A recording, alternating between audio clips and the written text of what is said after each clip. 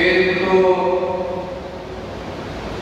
এই বাংলাদেশের সীমারেখায় চাঁদ উদিত হওয়ায় সেই হিসাবে আজকে মায়ের মহাজ্জা শরীফের দ্বিতীয় জুমা এবং ইয়মে আরাফা সমতুল্য দিন।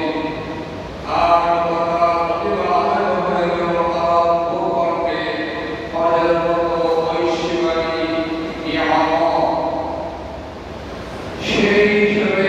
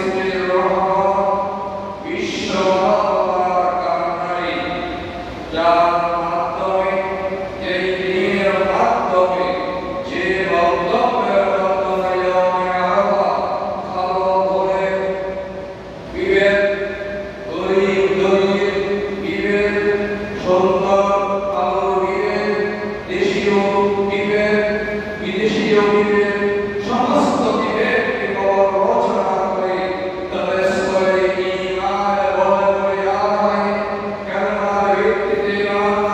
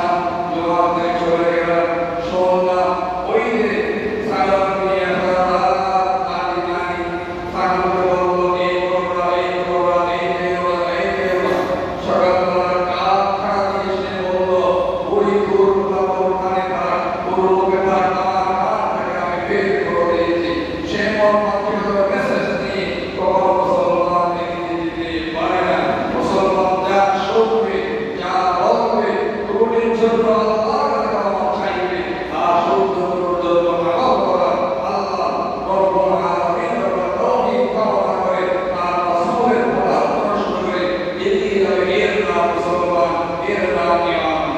প্রিয় ভাই আল্লাহ সুবহানাহু ওয়া তাআলা শান করছেন ওয়ালা তাহামাল আকাব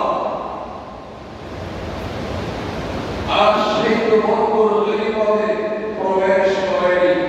এরপর আয়াত হচ্ছে তার কিছু আপনাকে জানাবে মঙ্গলের পথ কি। এরপর আয়াত হচ্ছে এটা হচ্ছে তার মুক্তি। এরপর হচ্ছে আল্লাহ তৌফিকের দিন খাদ্য দেওয়া ইয়াতিমকে এতিম আত্মীয়। এরপর হচ্ছে আল্লাহ দরিদ্র শোষিত নিঃস্ব। আসুন এখানকার ব্যাপক আলোচনা থেকে দুইটি কথা আমরা প্রস্তাবন করার চেষ্টা করি। আমরা দয়া করে অনুষ্ঠানের মাধ্যমে শোনার চেষ্টা করি। এই আয়াতগুলো সূরা আল-বালাদের তাফসীর থেকে নেওয়ার জন্য সরলা বর্তমানে উপস্থিত এবং তাদের সকলের কাছে আমি অনুরোধ করব। কারণ কোরআন আমাকে হাত ছাড়াতে ব্যবহার করছে। এ আল্লাহ বান্দা আমি একটা ছিলাম না, আমি ছিলাম না সরাসরি আমার রব। আমি একমাত্র আল্লাহর হুকুমে রাসূলের কারণে তোমাদের সংশোধন করার জন্য এই আকাশের দেশে রয়েছি।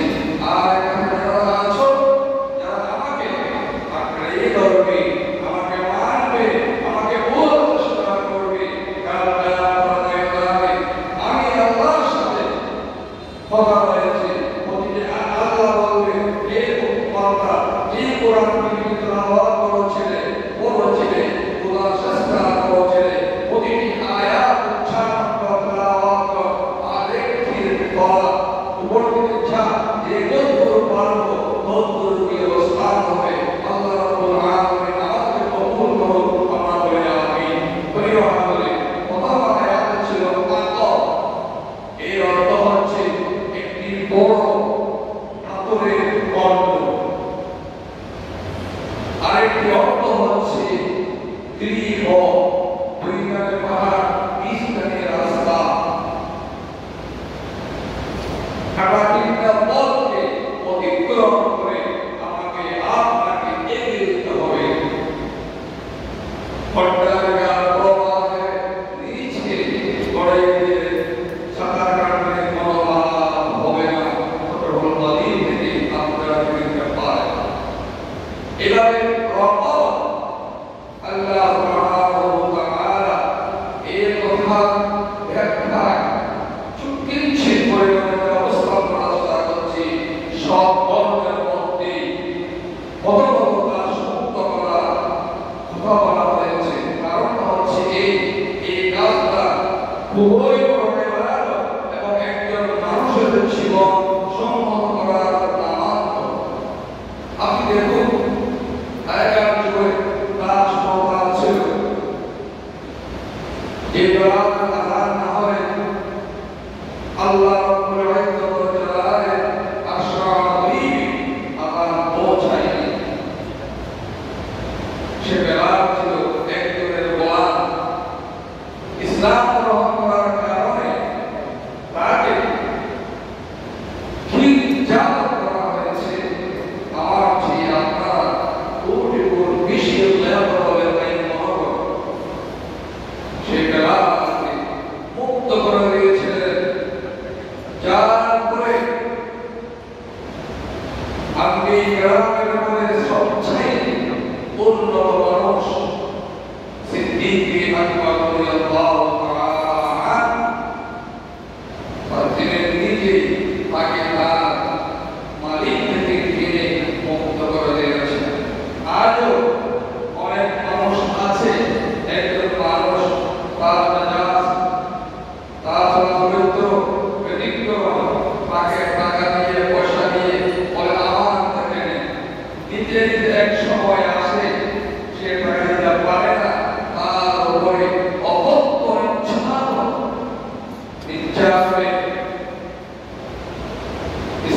গুনাহ আমার উপরে প্রবর্তিত হয় আমি সেগুলো বলবো, ইশারা দিয়ে দেব, তাকে সেখান থেকে মুক্ত করার দায়িত্ব আমার আপনার।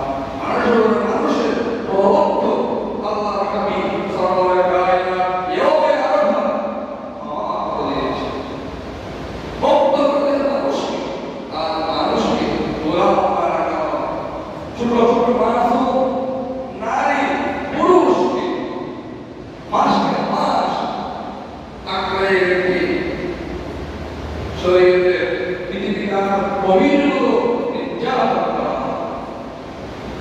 আবার টাকার জন্য নির্যাতন করে গেলে শেষ নাই। সেই নির্যাতন থেকে মুক্তির জন্য এগিয়ে আসা আমাদের প্রত্যেকের নৈতিক দায়িত্ব। এইভাবে রাসূল করিম সাল্লাল্লাহু আলাইহি ওয়াসাল্লাম হাদিসে উল্লেখ করেছেন, আল্লাহ হাবিব সাল্লাল্লাহু আলাইহি ওয়াসাল্লাম বলেছেন যে কেউ কোন দাসকে মুক্ত করবে সেটা তার জন্য জাহান্নামের আগুন থেকে মুক্তির পথ হিসেবে বিবেচিত হবে। সুবহানাল্লাহ। আপনি একজন মানুষকে মুক্ত করবেন, মানুষের জন্য একজন মানুষ তার উপরে প্রবুদ্ধের কাজ করছে। সে টাকা নিয়েছিল কোন কারণে টাকা করতে আপনি দেননি, যে করতে আপনি দেন সাকাত দেওয়ার চাইতে, দান দেওয়ার চাইতে, সদকা চাইতে বেশি বেশি আপনি মর্যাদাবান হতেন আল্লাহ দরবারে। কিন্তু আপনি আমি তা করেনি। মাসিক, বাৎসরিক চক্রবৃদ্ধি হারে একদিন দেখা হবে এই হাজার টাকা লক্ষ টাকার রূপান্তরিত হয়ে যায়। আর যখন সে দিতে পারছে না, তাকে বলছি এখানে একটি স্বাক্ষর করো। স্বাক্ষর করার পরে 2 দিন পর সেখান থেকে তাকে পড়িয়ে দিচ্ছি, কোথায় ফেলছি, ফেরি করে দিচ্ছি, দেখিয়ে বলা হয় দেখো সে স্বাক্ষর দিয়েছে, দুদিনের মধ্যে ঋণ দিতে না পারলে সে টাকা আমাকে দিয়ে দেবে। আচ্ছা কি হবে? আপনি তার বলছেন অপকর্ম করেছেন, অপচার করেছেন। আল্লাহ মাহবুব বলছেন ওই বান্দাকে যে তার ওই সাদের থেকে মুক্ত করে দিতে পারো, তুমি মনে করে নাও তুমি জাহান্নাম থেকে মুক্তি পেয়ে জান্নাতের একটি পথ বিকল রাস্তা তৈরি করে গেল। সুবহানাল্লাহ। এভাবে রাসূল করিম সাল্লাল্লাহু আলাইহি ওয়াসাল্লাম বলেছেন এই মাসলাহ এখানে আল্লাহ সুবহানাহু ওয়া তাআলা সাথে বলেছেন সব কর্ম হচ্ছে ক্ষুধার্তকে অন্ন দেওয়া। ক্ষুধার্ত মানুষ চোখ দিয়ে পানি পড়ছে, তাকে টাকা দিয়ে সে খাবার আনা হলে আপনি বাসায় নিয়ে পড়লে নিয়ে হোক তাকে বসে খাবার, তাকে উপহাস করার অধিকার আল্লাহ আপনাকে আমাকে দেয়নি। আপনি যখন ক্ষুধার্ত থাকবেন, 2 অক্ষ টাকাই থাকবেন, তখন আপনি বুঝবেন ক্ষুধা কাকে বলে, অন্ন কাকে বলে। ওই অন্যায় কবুল করা মানুষগুলোকে একবার জিজ্ঞেস করুন অন্ন কাকে বলে, সেখানে পয়সা বলা আছে, ইমাম খতিব আছে, রিকশাওয়ালা ভেড়াগাড়িওয়ালা আছে, জিজ্ঞেস করুন সকলে আয় আয় করছে। আপনি এটা বলতে খাওয়া দিতে হবে, খাবার পাচ্ছেন, যিনি খাবার তৈরি করবেন তিনি গেলেন কিনে আপনি কি একবার খোঁজ খবর নিয়েছেন? এরপরে আপনার আত্মীয় স্বজন এরা খাচ্ছে কিনা আপনি খবর নিয়েছেন? আপনার আমি কি বলতে শুনুন, মুহাম্মদ রাসূলুল্লাহ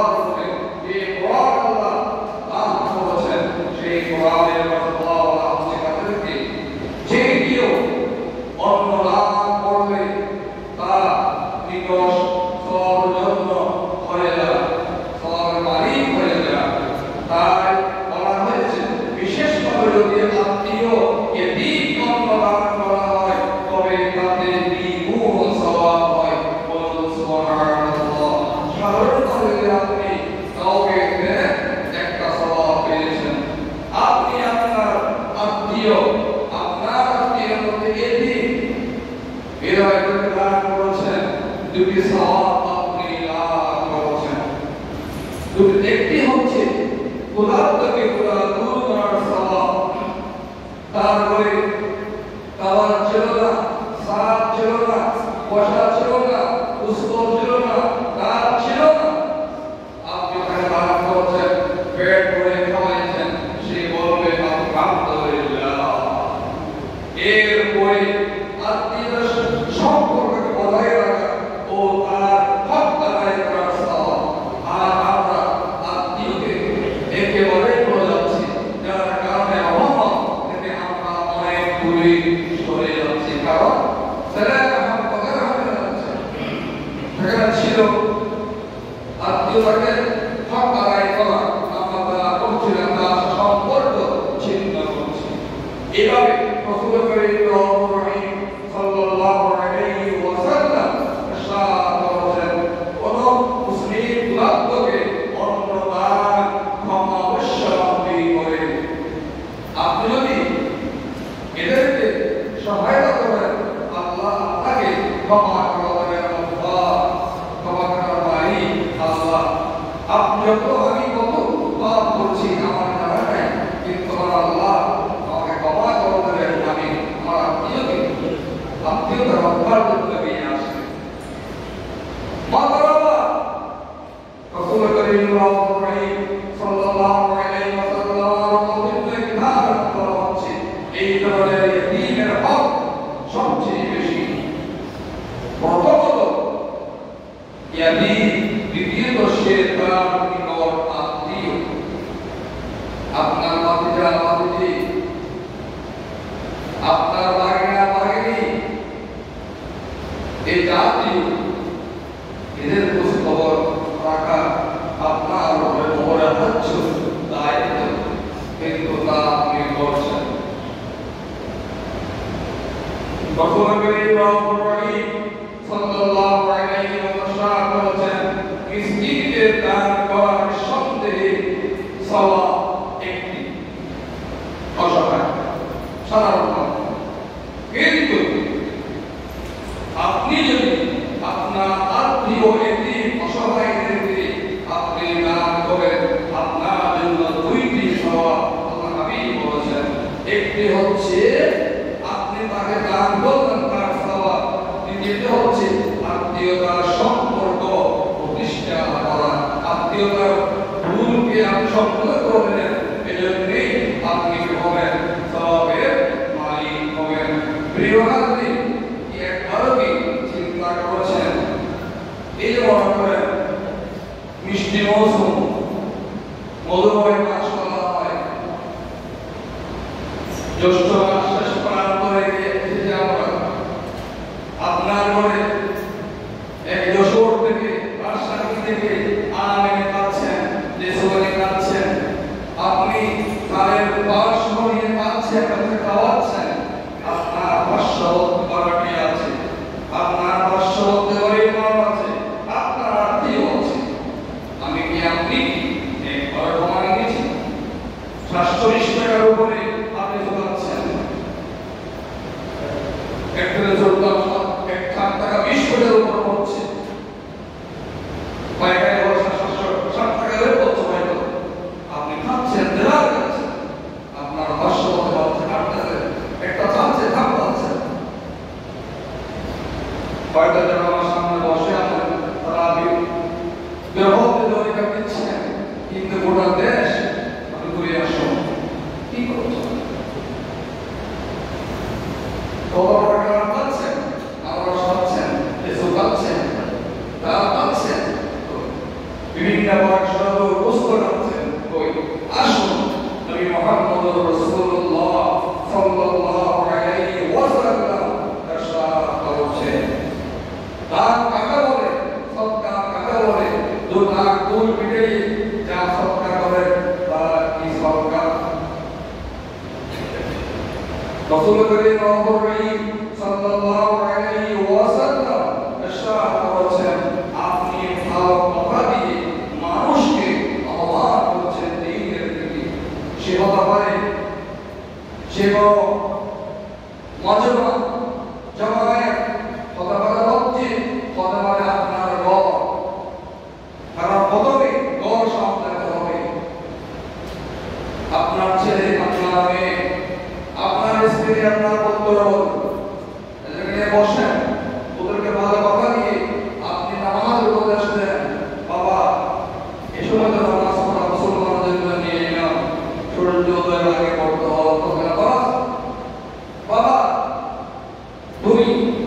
তোমার পেট দিয়ে গোড়ালে নিচে 4 ইঞ্চি করে সেটা রেখেছে দোকানে চলে না।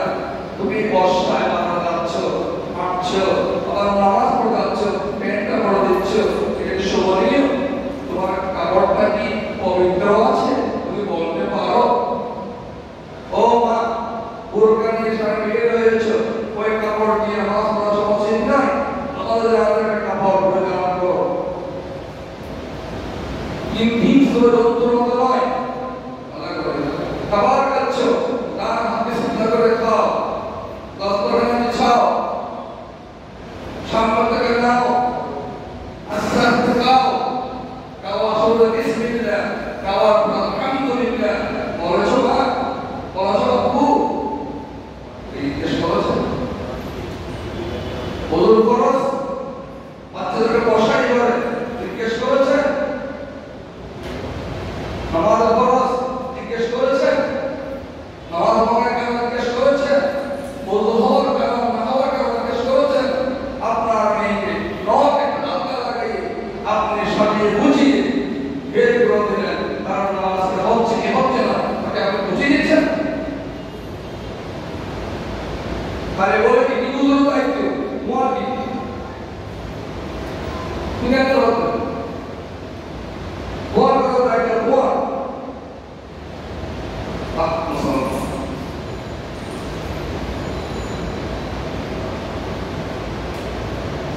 মানুষ সাথে সুন্দরভাবে কথা বলা, মসৃণভাবে, শারীরিকভাবে, এটাও সম্ভব। বলুন সুবহানাল্লাহ। আপনি ঘর থেকে ওযু করেছেন, ওযু করে আপনি ঘর থেকে রাস্তার ডান পাশ দিয়ে আগমন করছেন মসজিদের প্রাণে। আপনার আমার হাবিব শরীফুল আম্বিয়া সাহাবী মাশার মালিক কাউসার সাল্লাল্লাহু আলাইহি ওয়াসাল্লাম বলেন, আপনার প্রতিটি কদম সৎকার করার সমতুল্য বলুন একবার সুবহানাল্লাহ।